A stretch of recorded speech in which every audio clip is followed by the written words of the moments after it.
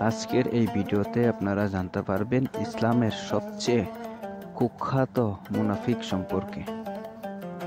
আব্দুল্লাহ ইবনে উবাই, তিনি ছিলেন মুনাফিকদের নেতা।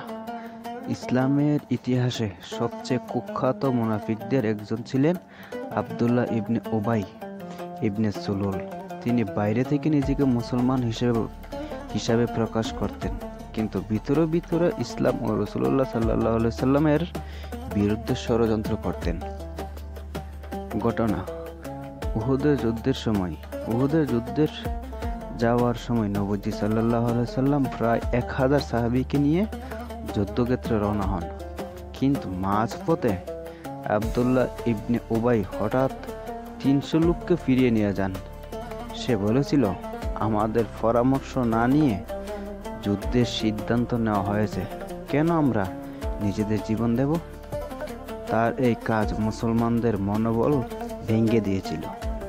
এরপর সে মদিনায় ফিরে গিয়ে ইসলামের বিরুদ্ধে গুজব ছড়াতে থাকে। আল্লাহর পক্ষ থেকে হুঁশিয়ারি: আল্লাহ কোরআনে মুনাফিকদের বিষয়ে কড়া বার্তা দেন। নিশ্চয়ই মুনাফিকরা জাহান্নামের সবচেয়ে নিচু স্তরে থাকবে। সূরা আন-নিসা।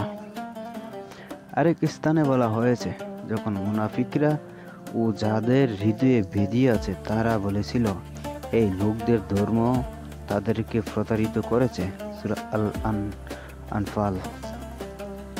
গল্প থেকে শিক্ষা: আমরা এই গল্প থেকে কি শিখতে পেলাম? মুনাফিক ব্যক্তি বাইরে ইসলামী পরিচয় দেখিয়ে ভিতরে ক্ষতি করে।